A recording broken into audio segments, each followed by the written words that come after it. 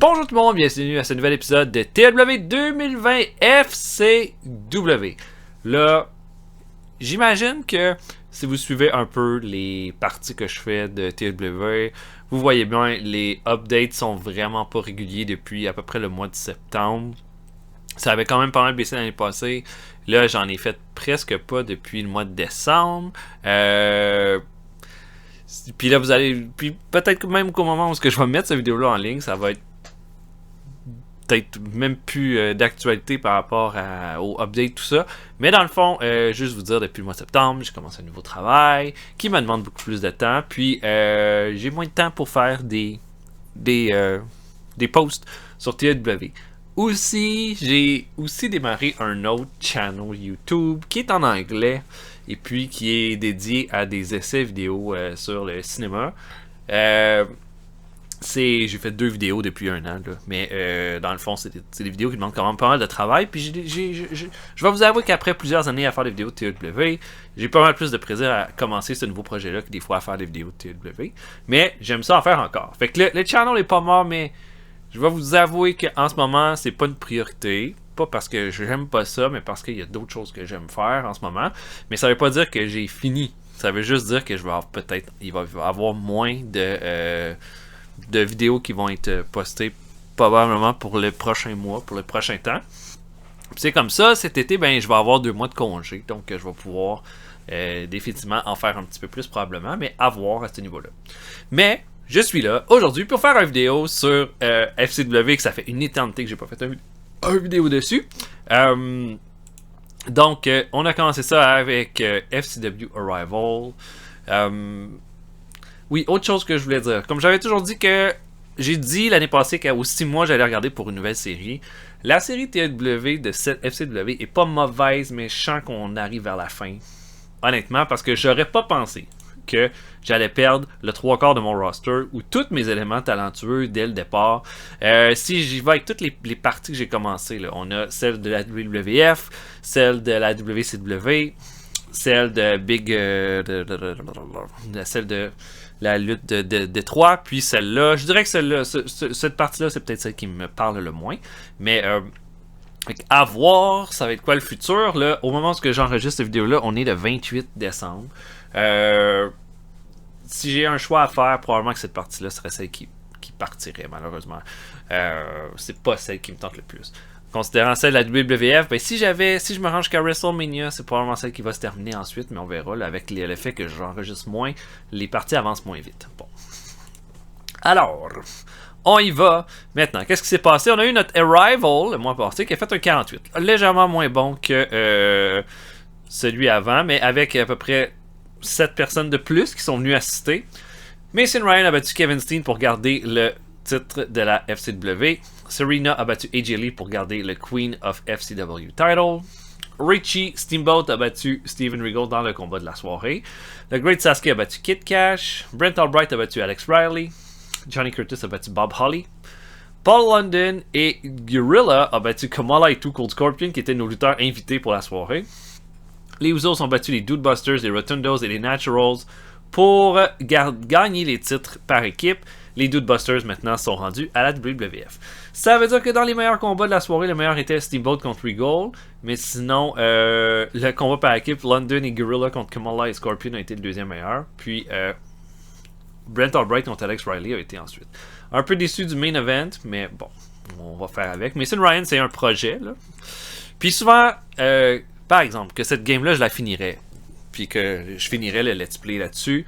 Souvent, moi, je continue ces trucs-là. Puis j'aime ça voir où est-ce que ça peut se rendre. Donc, on verra à ce niveau-là où est-ce que ça va pouvoir se rendre.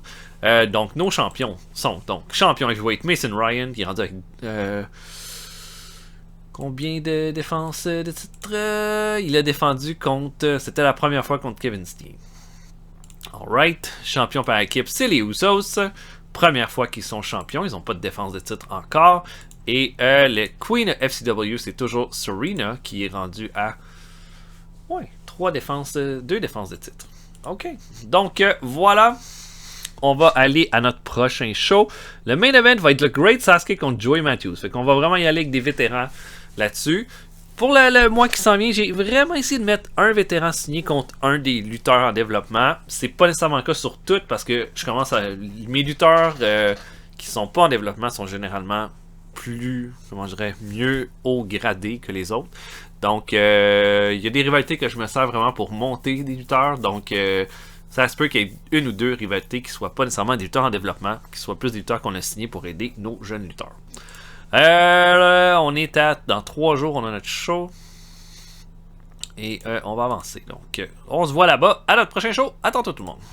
Oh, regardez-moi ça. Notre champion qui se fait caller up. Pour moi, c'est un peu ça là, qui fait que j'ai goût d'arrêter cette partie-là.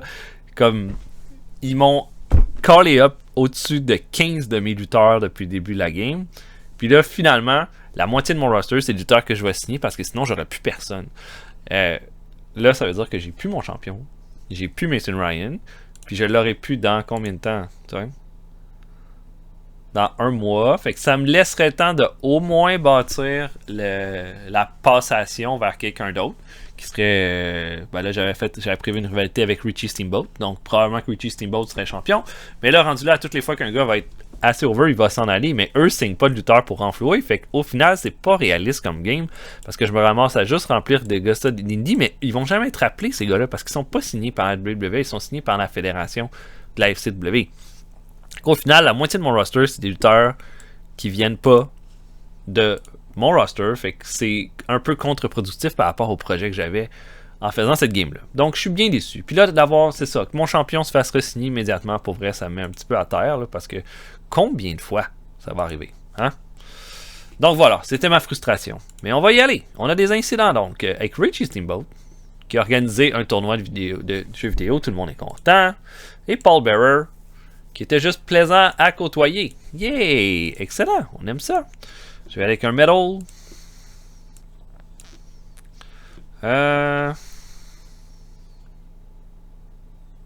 Mettons Kid Cash. Et Jimmy Uso. Tiens, non, marche pas. Donc, main event! Le Great Sasuke contre Joey Matthews. Je book ça. On se voit après. À tantôt, tout le monde. Ok, on débute ça avec un match entre Naomi Knight et Hiroyo Matsumoto. On va donner une victoire à Matsumoto qu'on est en train de développer, qui fait déjà des performances quand même acceptables de 35. Naomi Knight avec une performance de 6, évidemment, est pas trop rendu là. Un Hiroyo Stone à 5,55 met fin au combat, 24, c'est pas incroyable. Bon, Joey Matthews, il faudrait que j'arrête de le mettre Road Agent puis que je le mette juste lutteur parce que ça le fait pas quand il est Road Agent. Deuxième combat de pre-show, Donnie Harlow affronte Alex Riley. Les deux ont une belle chimie ensemble. Ça fait un combat de 30. Riley va faire un belly-to-back side slam à 9,41 pour terminer le combat. On n'a pas fini avec Riley. Là. On va continuer de le développer. Donnie Harlow, lentement, ça se développe. Mais on va ouvrir le show avec un match entre Johnny Curtis et Kid Cash. Deux de nos grosses vedettes.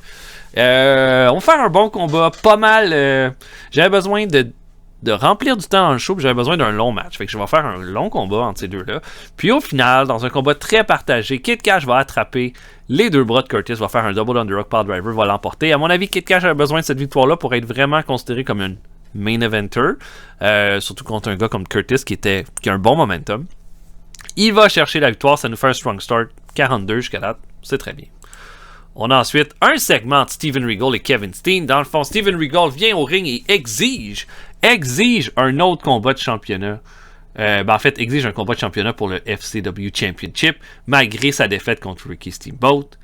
Et Kevin Steen va venir dans le ring pour lui dire « T'as perdu dimanche.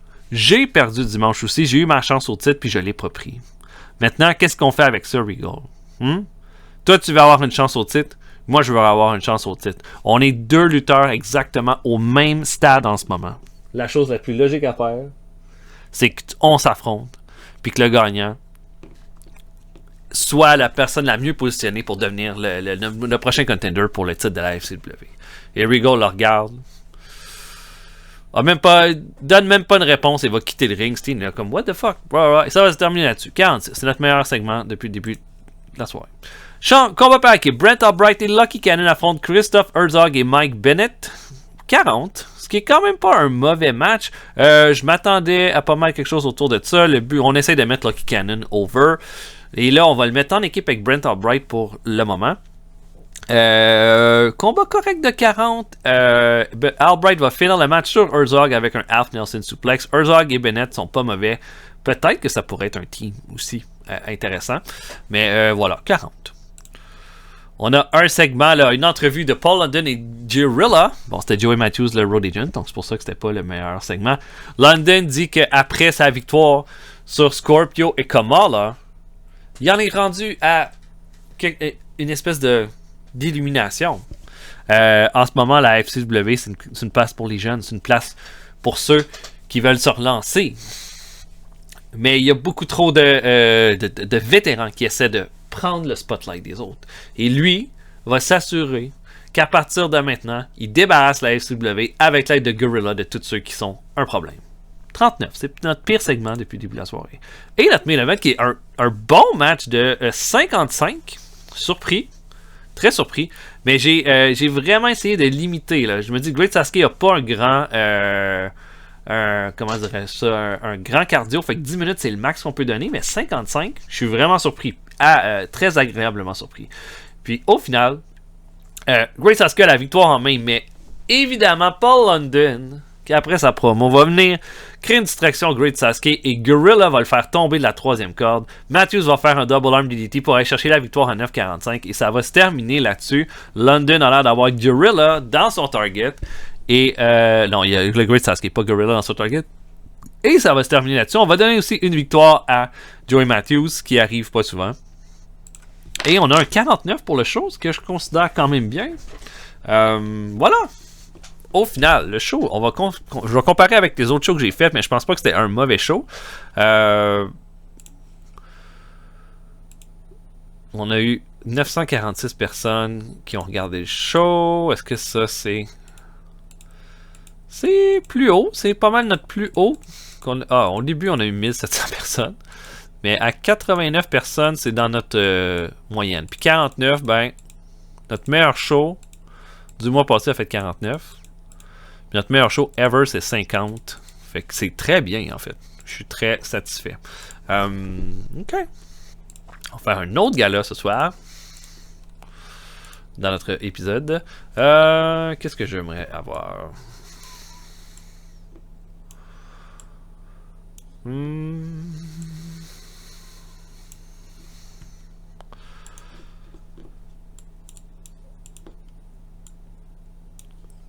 J'hésite. Mais peut-être un match entre... Tu sais, on a Chase Stevens, mais peut-être contre Jey Uso. Un match de Usos. Vu que j'aimerais ça que les Naturals soient les prochains contenders. Je sais pas si c'est un gros main event, mais Jey Uso contre Chase Stevens. Ça sera notre prochain gala. Main event. Jusqu'à date, les Usos en main event, ça n'a pas été si hot que ça. Là. On les avait eu. Jimmy Uso contre Trent Beretta a juste fait un 31. Bon, on va essayer quelque chose, là, puis tant pis. Tant pis. Donc, je vais avancer jusqu'au prochain show. On va se voir après, tantôt tout le monde. Ok, intéressant. Première fois que ça arrive, ça, mais un lutteur a eu une extension de contrat à la FCW. Évidemment, nous, on n'a rien à voir là-dedans, mais c'était pas notre plus talentueux. Donc, Eli Cottonwood a eu une extension de contrat avec la WWE. Je vois pas les détails de ce contrat-là, mais de ce que je comprends, il a une extension de son contrat de développement avec la FCW. Première fois que ça arrive, ça. Intéressant. J'aurais pensé que lui, il l'aurait foutu dehors, hein, pour vrai, parce qu'il est tellement nul. Je sais pas si c'est le Star Quality là, qui joue un peu dans son cas. En tous les cas. Donc, on a un nouveau lutteur. Donc, notre premier lutteur qui a une extension avec la FCW. Donc, maintenant, je vais faire encore un medal un peu au hasard.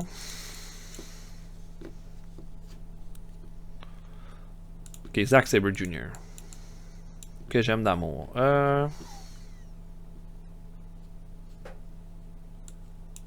Et Alex Riley. Tiens, non. Ok, donc je book ça. Main event, Jey Uso contre Chase Stevens. Je book ça, on se voit après. À tantôt, tout le monde. Ok, on commence en pre-show avec ouh là là, un beau match qui nous donne un beau ratings de 13 alors que Jillian Baer affronte Tamina et Tamina va l'emporter à 7 minutes 20 avec un Samoan Drop, une performance de 3. C'est quelque chose. Vraiment. The bow dragged in the middle with a lack of flow being noticeable. Ok. Bon, Tamina gagne. Voilà. Elle qui vient de faire un heel turn, donc voilà. Et ensuite, deuxième combat de pre-show, Lucky Cannon contre Mike Bennett. Les deux se sont affrontés dans un tag team match lors du show précédent. Je me suis dit, essayons quelque chose. Cannon va l'emporter avec un Lucky Break à 8 minutes 7.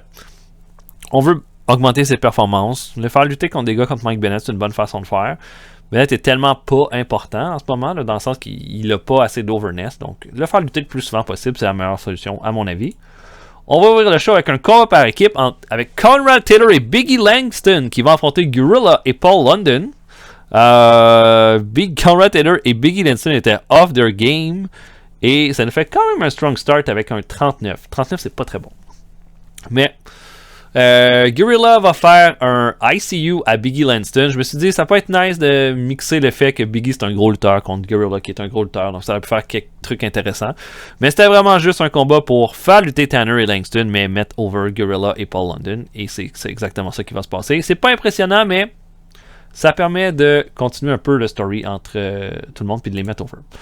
On a ensuite un beau segment entre Richie Steamboat et Mason Ryan. Richie Steamboat qui arrive au ring et qu'on annonce comme le number one contender pour le titre FCW. Pas le temps de se rendre au ring, cependant que Mason Ryan va l'attaquer et va lui faire un powerbomb sur le ciment. Il va enlever les matelas, va lui faire un powerbomb sur le ciment et ça va se terminer là-dessus. On va avoir... Vu que Mason Ryan quitte à la fin du mois, c'est pas compliqué de savoir qui risque de l'emporter. Mais pour Richie Steamboat, qui a toujours été bon avec nous autres depuis le début, ça fait quelque chose de bien. Puis c'est un bon segment. 48, c'est quand même bien. On espère tout au-dessus de 50 tout le temps, mais 48, c'est très bien. Un match entre Percy Watson et Steven Regal. Watson, pas très impressionnant, va perdre avec un running lead à 9.37.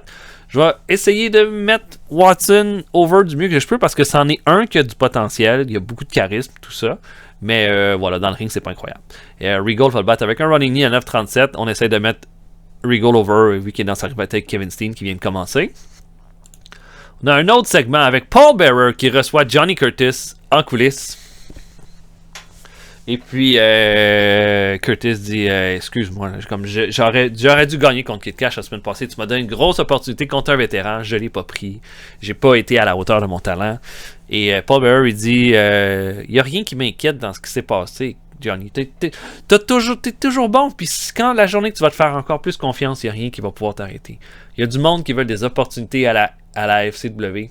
Puis, ces opportunités-là, ça dépend qu'est-ce qui va arriver au grand moment, mais t'as tellement de talent, je sais que ça va bien s'arriver à un moment donné. Par contre, dis-toi une chose, il y a d'autres mondes qui cognent pour monter.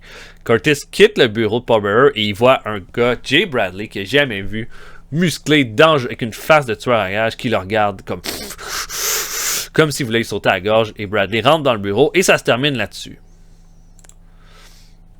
Main event, Jey Uso contre Chase Stevens, c'est pas impressionnant. Ça ne fera pas un gros show au final. Mais Chase Stevens va l'emporter sur Jey Uso après qu'il va avoir mis les pieds dans les cordes. C'est vraiment pour setter la rivalité que les Naturals vont être les number one contenders. Jey Uso, c'est des stars, mais ils n'ont pas des grosses performances dans le ring. Et ça nous fait un show de 40. Ça augmente notre popularité quand même dans la région, mais évidemment 40, c'est pas impressionnant. Après qu'on ait fait un 49 la semaine d'avant, mais j'ai fait lutter pas mal de lutteurs qui étaient moins bons dans le ring. Ça c'est évident. On a eu 920 personnes qui ont regardé le show. C'est en augmentation. Non, ça a baissé en fait. Une personne de plus qui est venue, mais 40 c'est pas très bon. Mais on a eu un show de 36 le mois passé, 42. On essaie des choses, puis on a plein de jeunes lutteurs, fait que c'est normal que ce soit pas toujours hot. Evan Bourne qui va rester à la WWE. Bon, prochain show. Moi j'ai le goût d'avoir un tag team match en main event. Ouais.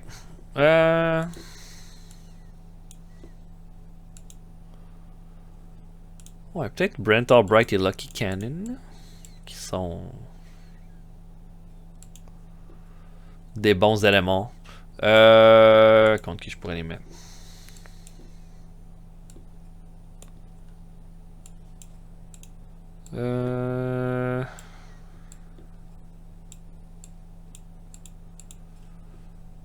Paul London et Gorilla. Pourrait être ça. Ah ouais. On va les faire lutter. À fond, Léon. Bon. Il y a toujours Alex Riley là, qui en veut à Lucky Cannon. Donc on va se servir de ça. Mais voilà. Je vais y aller avec ça comme main event. Je pense que ça va être solide en plus. Ben, je sais pas si ça va être solide. Mais ça risque d'être un meilleur main event que celui qu'on vient de faire. J'attends quelque chose dans les 40.